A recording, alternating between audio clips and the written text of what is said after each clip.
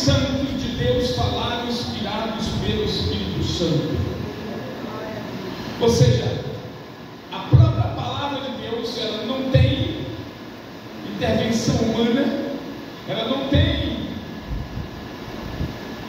tempero humano, ela não tem acréscimo humano. Você vai encontrar João escrevendo na última carta da Bíblia que aquele que acrescentar alguma coisa na Bíblia vai ser acrescentado nos flagelos, aquele que tirar alguma coisa da Bíblia vai ser tirado o direito de viver na presença de Deus. Então você sabe que a palavra toda ela foi inspirada poderosamente, ou seja, soprada no ouvido dos profetas, no ouvido dos escritores, que conseguiram passar para o papel a voz de Deus. Em outras palavras, a palavra impressa é a voz de Deus falada diretamente. Portanto, não existe uma mistura, não existe uma melhoria, não existe um adoçar, não existe um salgar, não existe você tentar fazer alguma coisa para que o ser humano possa engolir.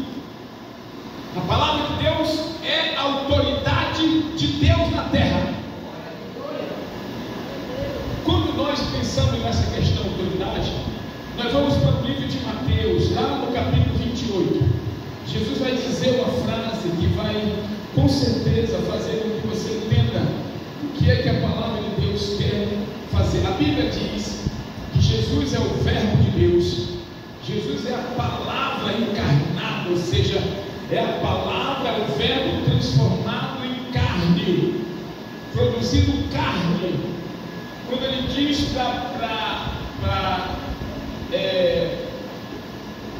Tomé, ele diz: toca na minha mão, toca no meu lado, sente os ferimentos na minha mão.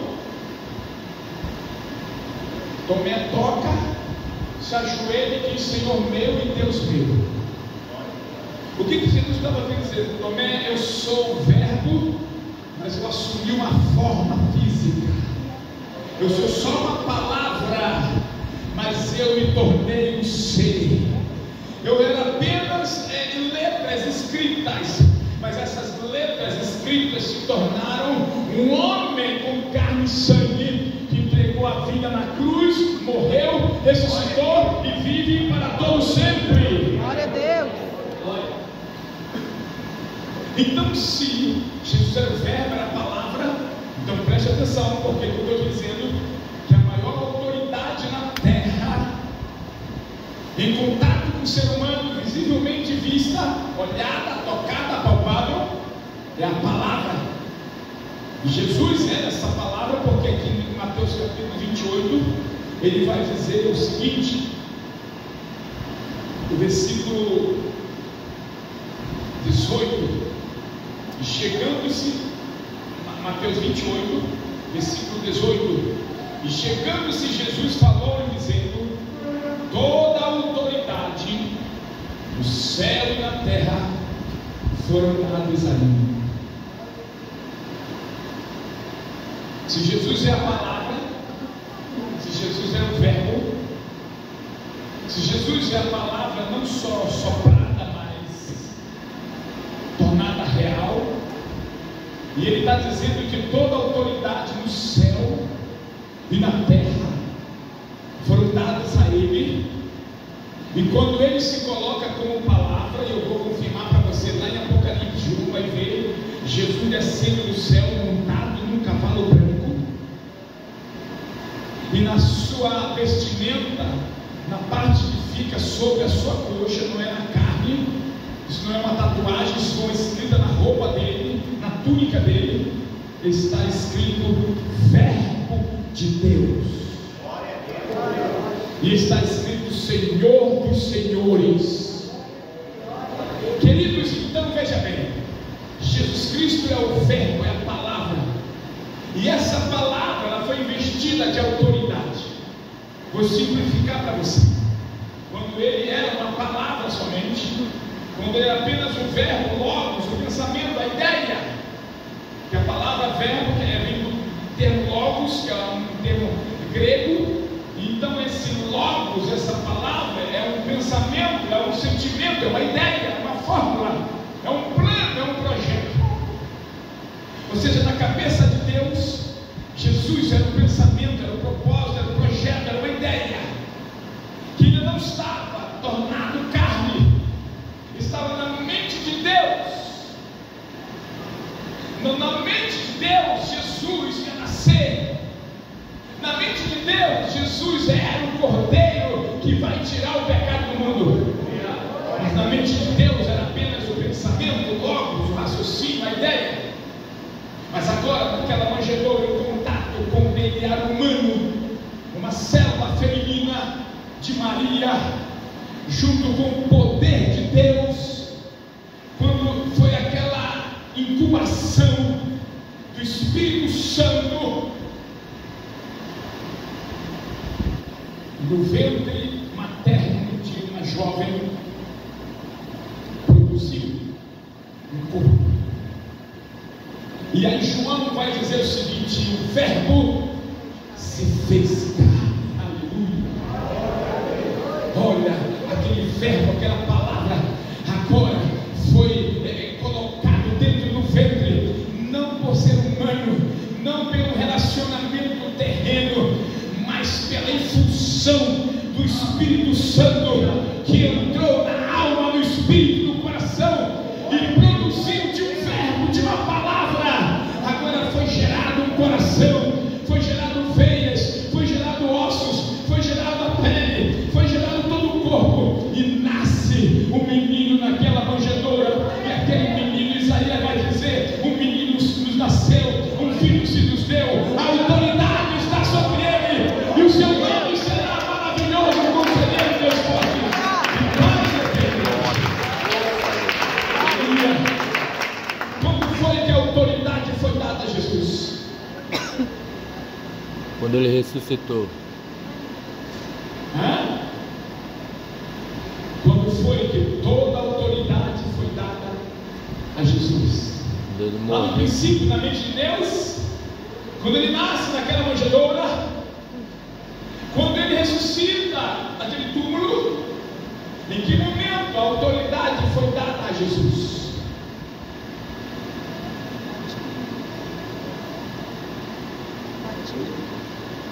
Você quer ver? Apocalipse capítulo 1.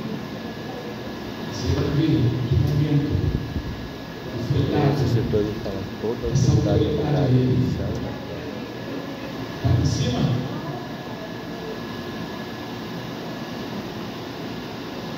Versículo 8.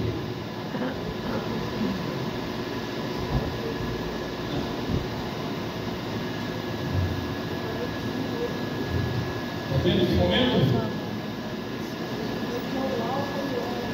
Quando foi que foi dado? Princípio. Vamos ler? Eu sou o Alfa.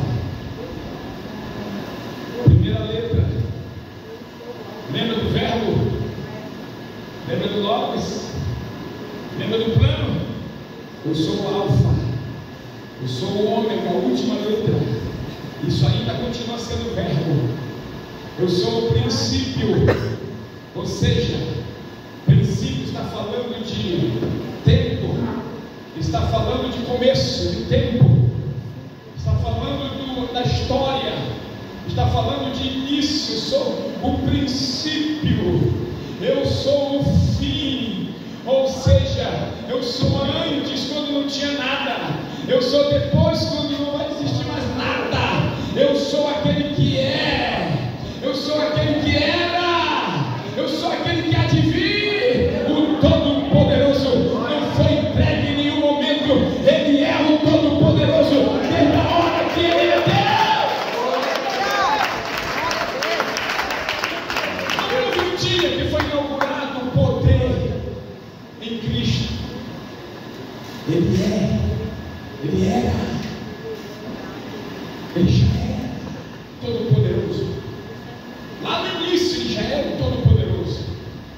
Não teve um dia que alguém, daqui para frente, até hoje você não tinha, mas de amanhã para frente você vai ter. Não, a Bíblia está dizendo que Ele já tinha a autoridade e o poder quando não tinha mundo, quando não tinha cosmos, quando não tinha Via Láctea, galáxia, não tinha nada de universo. Ele já era Deus.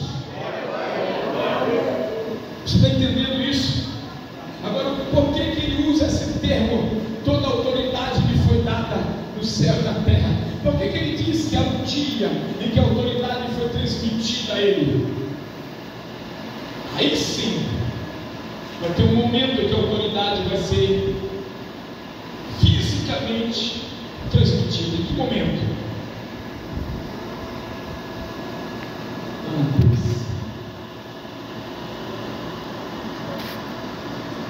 Quando olhamos para a cruz, imaginamos perda, fracasso, morte, derrota. Mas foi na cruz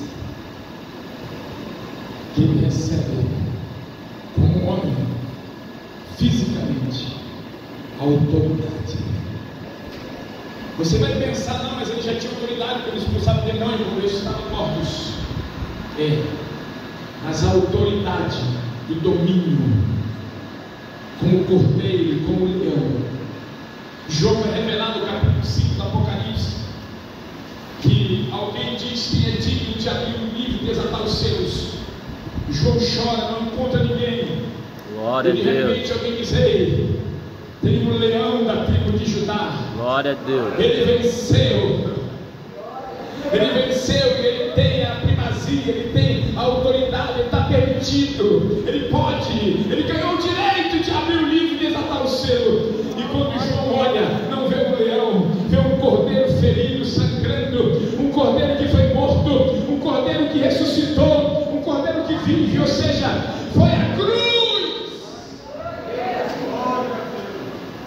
Foi a cruz, o cajado da autoridade que Jesus recebe. É a cruz que vai trazer autoridade. É a cruz que vai te trazer autoridade. Não pense você que quando você mais cresce, você se torna mais importante, você tem mais autoridade. Não pense você que quando você se torna maior nesse mundo, você tem mais autoridade. Não! Diante de Deus, é quando você mais desce que você se torna maior. É quando você vai subir, que Deus vai começar a te acrescentar, te multiplicar, te trazer honra, te trazer glória. É quando você vai se lança na presença de Deus, que Deus vai começar a te colocar de pé diante do ser humano e honrar o teu nome. Glória a Deus. A verdadeira autoridade, ela vem de baixo. Ela não vem de cima. Nós criamos esse conceito pirâmide, que lá no topo fica um, abaixo dele ficam 10 ou 12, debaixo daqueles 12 ficam mais 12. Não existe isso, não é bíblico.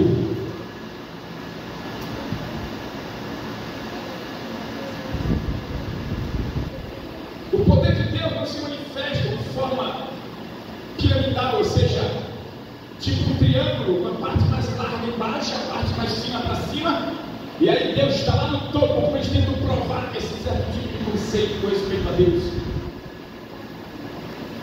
Querido, Jesus inverteu. Quando nós colocamos uma pirâmide, Jesus lá em cima, a autoridade maior lá em cima, nós estamos colocando uma árvore de cabeça para baixo. Em primeiro lugar, nunca uma pirâmide, um triângulo foi símbolo do poder de Deus. Isso é símbolo do Egito. E o Egito é um dos países mais pagãos da história.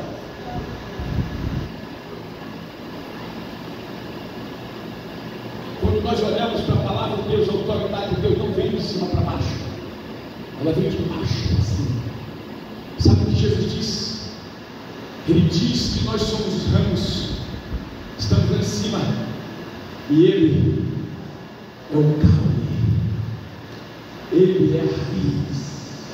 Glória a Deus. Deus não sustenta você de cima para baixo, Ele sustenta você de braço, de baixo para cima.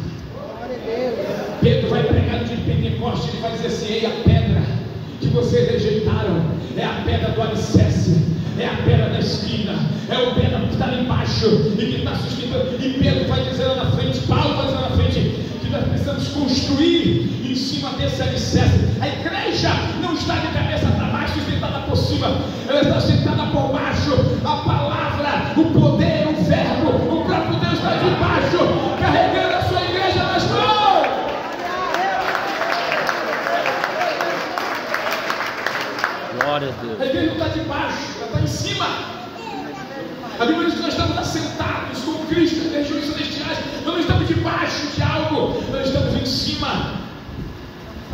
É por isso que as portas do inferno não prevalecem contra a igreja. Sabe por quê? Porque se a igreja estivesse embaixo, o inferno só tampava, ou só pisava. Por que o diabo não pode destruir a igreja? Porque a igreja está em cima. Glória a Deus. E por que está em cima? Porque recebemos o nome que está acima de todos os nomes. Glória a Deus, aleluia. Você tem esse nome, então você está em cima. Aleluia, Jesus. Então Deus te chamou para te dar autoridade. Que está em Glória cima a tem Deus. autoridade. Ou seja, nós temos autoridade. Cadê, pastor? Prova que nós recebemos essa autoridade. Glória a Deus. Presta atenção. Atos capítulo 1, versículo 8, por favor. Obrigado, Isaac. Isaac é o nosso operador de vida agora. Lucas é um amigo. E ele também tem se esforçado bastante, tem estudado. Quando o Lucas foi embora, já temos aí o nosso oficial do dia. De noite. Mas recebereis poder ao descer sobre vós o Espírito Santo, que há de vir sobre vós. Glória a Deus. Mas recebereis autoridade.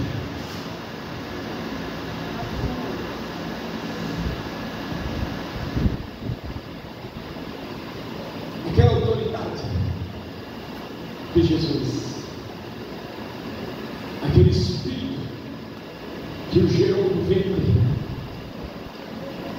aquele Espírito que entra junto com ele naquele túmulo, aquele Espírito que, profetizado por Joel, aquele Espírito vislumbrado pelo povo de Israel em cima do Sinai, 50 dias depois da saída do Egito, aquele Espírito que pairava sobre as águas.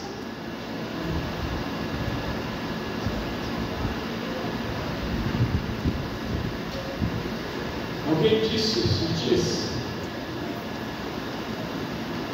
que possivelmente a terra foi coberta por água no estado sólido, no início de tudo.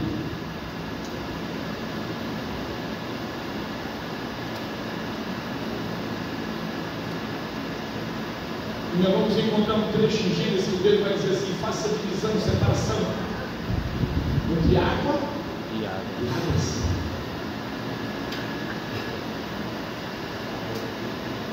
E depois ele vai dizer que águas subam para o firmamento e águas desçam para o centro da terra. Se isso for verdade, nós vamos entender então que a terra passou por um período em que ela estava nos três estados da água: líquido, sólido e gasificado, gasoso. E se a terra foi realmente um dia coberta por água congelada, então quando a Bíblia diz que o Espírito de Deus pairava sobre as águas, é possível que Deus andasse sobre um oceano de gelo sobre a terra.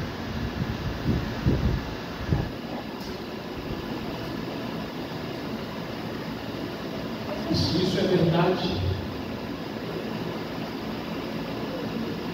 há então uma interpretação que, além de ser forma e vazia, ela também talvez fosse fria e escura.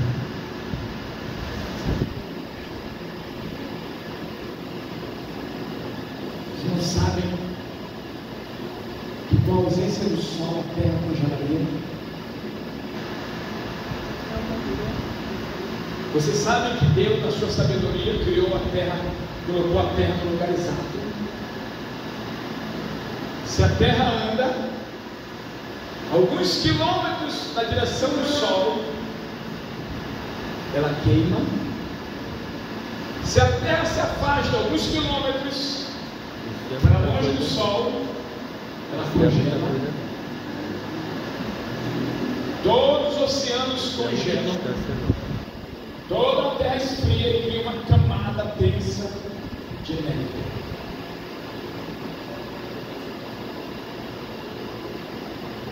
Queridos, se isso for verdade, então a terra está prenunciando, ou seja, está profetizando com a temperatura dela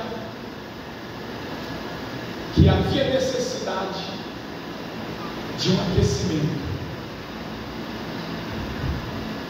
E a Bíblia diz que o Espírito de Deus foi representado várias vezes por coluna de fogo. Se o Espírito de Deus andava sobre as águas, e a Bíblia diz que Deus é fogo, e é fogo consumidor, então é possível que os seus pés foram degelando o gelo e foram se tornando água. Glória a Deus.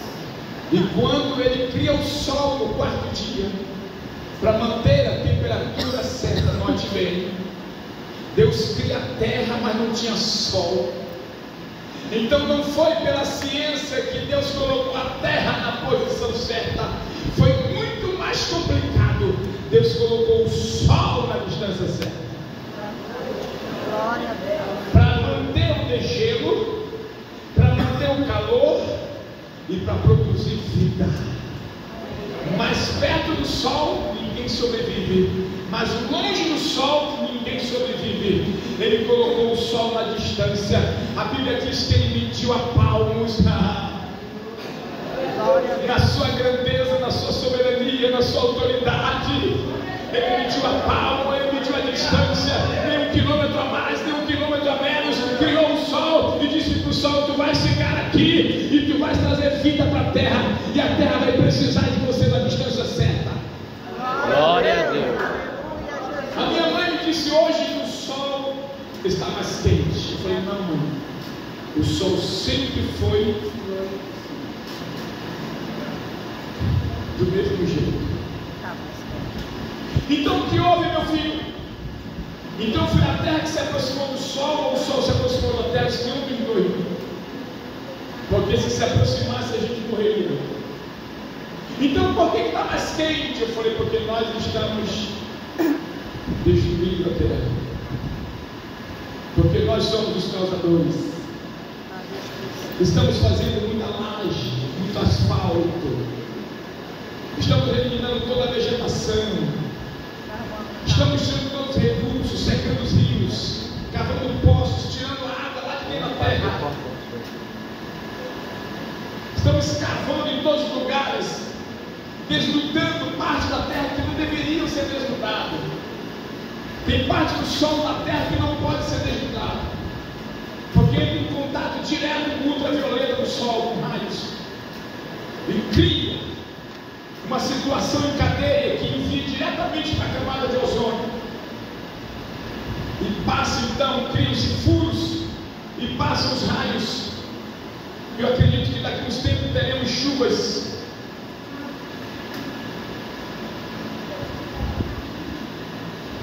radioativas, tantas bombas explodindo hoje nesse momento, tantos testes de mísseis. Eu estava observando ultimamente a parte mais funda da Terra, é a Fossa de Mariana, com aproximadamente 10 a 11 mil quilômetros de profundidade. Só que essa depressão, esse buraco no fundo do mar, na frente do Japão, fica bem na frente da ilha do Japão. Nenhum lugar do mundo é mais fundo do que a Fossa de Mariana. No máximo 7 mil, 8 mil, 5 mil quilômetros de profundidade, mas lá tem quase 11 mil quilômetros de profundidade. E parece que exatamente são 10.034 quilômetros, mais ou menos. Só que tem um detalhe: a mais ou menos 13 quilômetros de profundidade, nós temos contato com o magma da Terra. O que é o magma da Terra? É aquele oceano Em alguns lugares do globo terrestre, o magma está bem longe dessa planície que nós pisamos, a milhares de quilômetros de profundidade. Mas infelizmente, embaixo da fossa de Mariana, o magma está somente a 5 quilômetros de distância do fundo do mar. Pedra derretida, ouro, todos os metais derretidos lá no fundo, no centro da terra, na barisfera, onde tudo se derrete.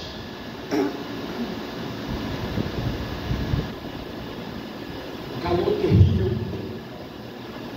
Debaixo da fossa de Mariana, esse oceano de lavas, ele só está a 5 quilômetros de altura para chegar no fundo do mar, no fundo da fossa de Mariana.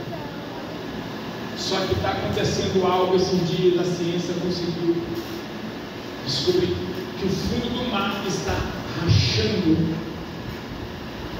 e as brechas estão sendo criadas, e é perigoso que o calor, as lavas,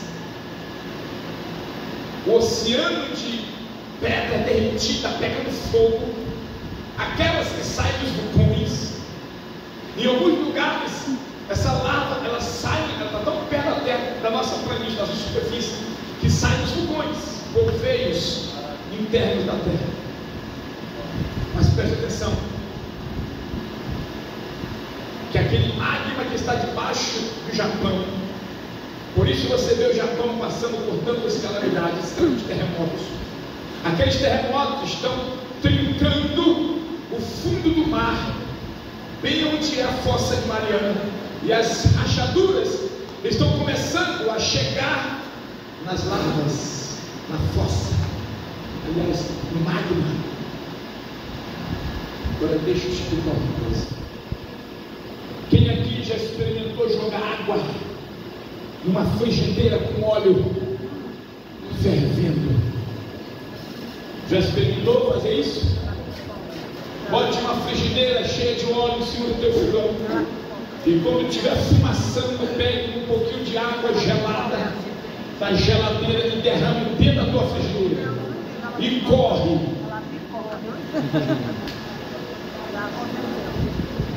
Querido, a água do mar, na profundidade que está a fossa de Mariana, é geladíssima, e o magma que está debaixo da terra é fogo, está fritando.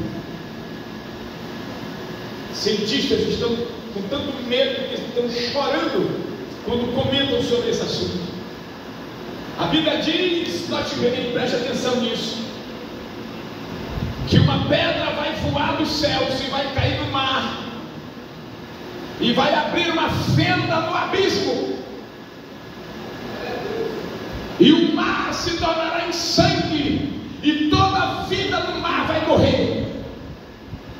Leia Apocalipse.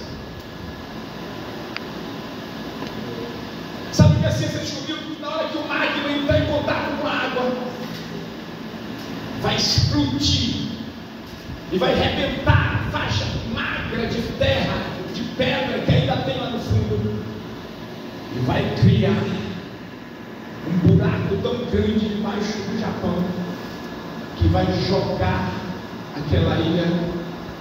Você vai entender por que a Bíblia diz que as ilhas vão desaparecer. Vai acontecer um terremoto, um maremoto tão grande, que as ilhas do mundo inteiro vão sumir. Você sabe por quê? Porque o nível da água vai subir tanto. Quando o magma quente entrar em contato com a água gelada, vai haver uma explosão, sequências de explosões, calculado milhões e milhões a quantidade da bomba atômica de Hiroshima e Nagasaki. Não estou aqui te fazendo medo, não, mas eu vim aqui te dizer uma coisa hoje. Hoje, 2024, eu não sei se esse vai ser o último ano de missões que nós contribuímos.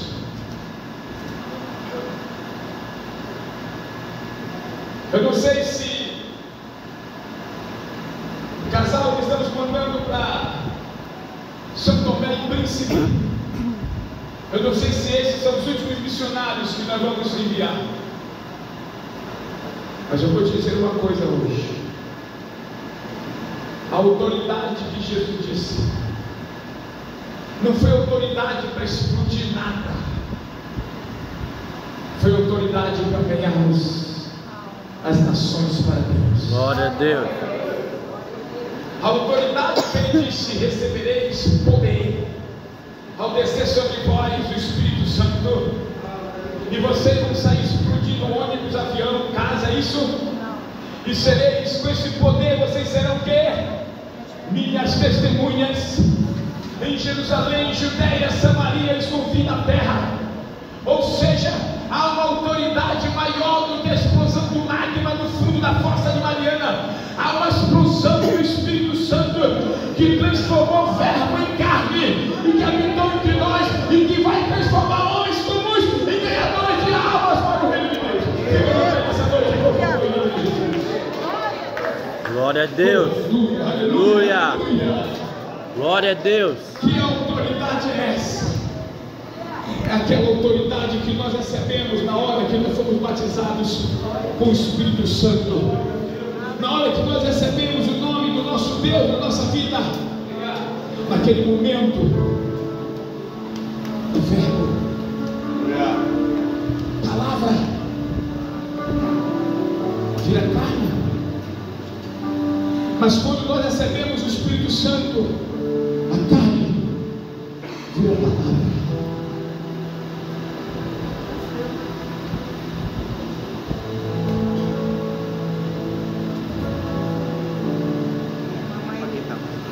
Ontem,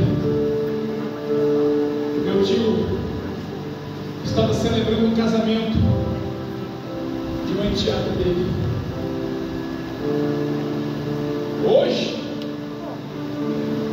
nós estávamos celebrando sua partida da eternidade. A esposa dele nos contou o seguinte: essa noite, antes de dormir, ele fez algo. Ele é crente, servia a Deus. Ele disse para ela: você me permite eu fazer uma oração por você hoje? Ele, um homem comum, simples, não era um pregador. E ela disse, ela olhou, ficou admirada. E ela disse: sim, pode fazer.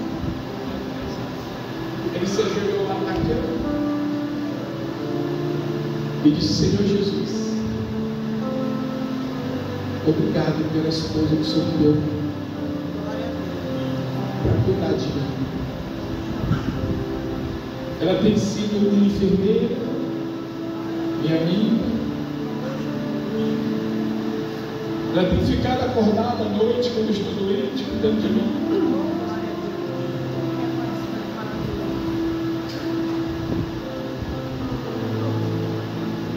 Mas cuida dela a partir de hoje. Não deixe ninguém fazer ela sofrer.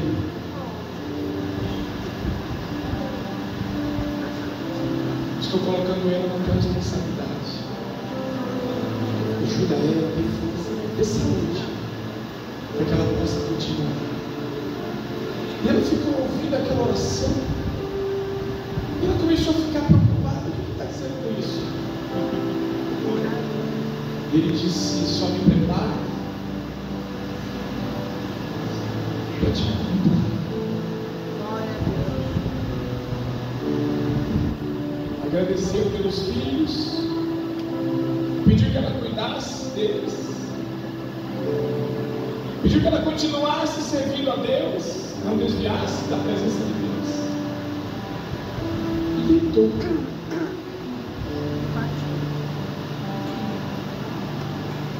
2:30 da madrugada, o infarto o levou.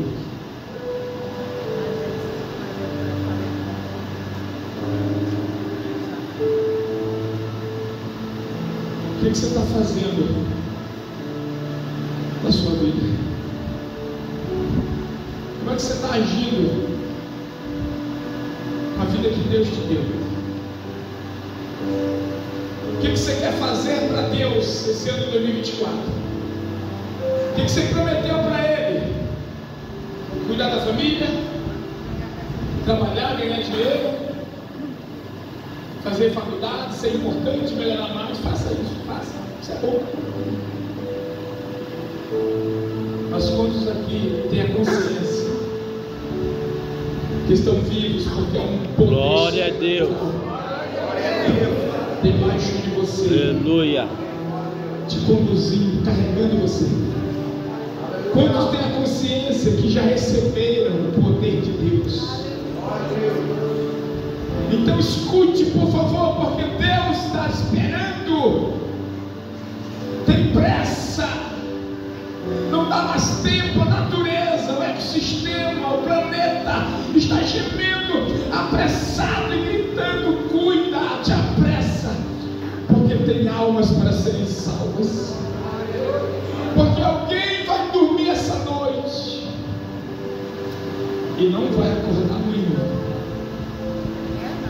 Porque alguém pode estar no casamento, no aniversário hoje e amanhã no velório. Porque se Deus está te olhando e vendo que você pegou o poder dele, o Verbo se fez carne. Mas quando o Espírito Santo se derrama sobre nós, presta atenção, quando o Espírito Santo se derrama sobre Maria, o Verbo vira carne. Mas quando o Espírito Santo se derrama sobre nós, a carne vira Verbo. A Cristo se transforma em palavra. Quando você fala para alguém, é o Verbo que está saindo da sua boca. Glória a Deus. Quando você ministra o poder de Deus através do louvor da adoração, quando você ora por alguém, é o Verbo que está saindo da sua boca e está entrando no coração. Aí Deus vai dizer que a palavra, que o Verbo cumpra aquilo para que ele foi enviado sobre a terra, que ele não volte vazio. Querido, quando tu fala, o Verbo vem a palavra e ele vai até no coração e ele alcança, salva, liberta e transforma. O que tu está fazendo com o poder que você recebeu? Quer que ele exploda dentro de você e você morra? Você precisa abrir essa válvula. Isso aqui é uma válvula. Quando você faz missões, quando você evangeliza, quando você fala para alguém do amor de Deus, você está liberando, senão você vai explodir. Glória a Deus. O poder de Deus é fogo consumidor. O nome de Jesus é a maior autoridade que existe no universo. E a palavra dele é a maior autoridade que tem nesse planeta Terra. Se você reter para dentro de você, você morre. Paulo disse: ai de mim se não pregar o Evangelho. Ou seja, se eu não falar, se eu não abrir a boca, se eu não ganhar armas, se eu não fizer nada por alguém, eu morro. Eu ainda estou vivo por causa disso. Você ainda está vivo porque todo dia chega um cliente lá na tua loja, na tua casa, na tua empresa, no teu trabalho. Todo dia chega alguém que precisa ouvir a palavra de Deus. Não espere você virar pastor e pregar dentro de um templo. Vá para a rua. Glória a Deus. Vá para as casas. Mas deixa fluir a glória de Deus. Deixa fluir a presença de Deus. Deixa fluir o Verbo que está dentro de você. Eu quero terminar essa mensagem. Eu quero perguntar uma coisa. Eu quero que me respondam com sinceridade. Você já sentiu isso? Você já sentiu algum momento que Deus te inquieta para falar para alguém do poder de Deus? Já sentiu? Uma inquietação, um formigamento, uma coisa assim, fora do comum, que às vezes você fica com vergonha, com medo, e você fica nervoso, Deixa eu te perguntar. Depois que você sentiu isso, e você falou para a pessoa continuou viva ou morreu? Se você não falou e você nunca mais viu essa pessoa, você tem certeza que essa pessoa ainda está viva?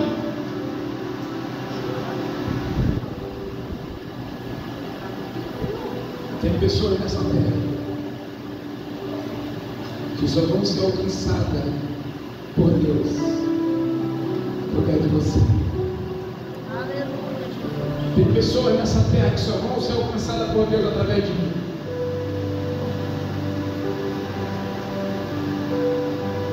Se você perdeu a oportunidade, talvez aquela pessoa foi embora e morreu na frente.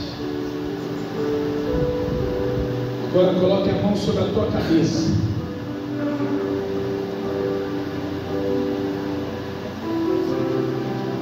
Deus vai cobrar de você a alma dele. Se na hora que você sentir aquele desejo de falar para alguém, para sua irmã, para o seu irmão, para o seu pai, para sua mãe, para o seu vizinho, e você não falou, Deus vai cobrar de você. E esse peso estará sobre a sua cabeça. Agora, se você falou e a pessoa não creu em Deus e morreu, tire a mão de sobre a sua cabeça agora. Você vai estar livre da alma dele. Glória a Deus.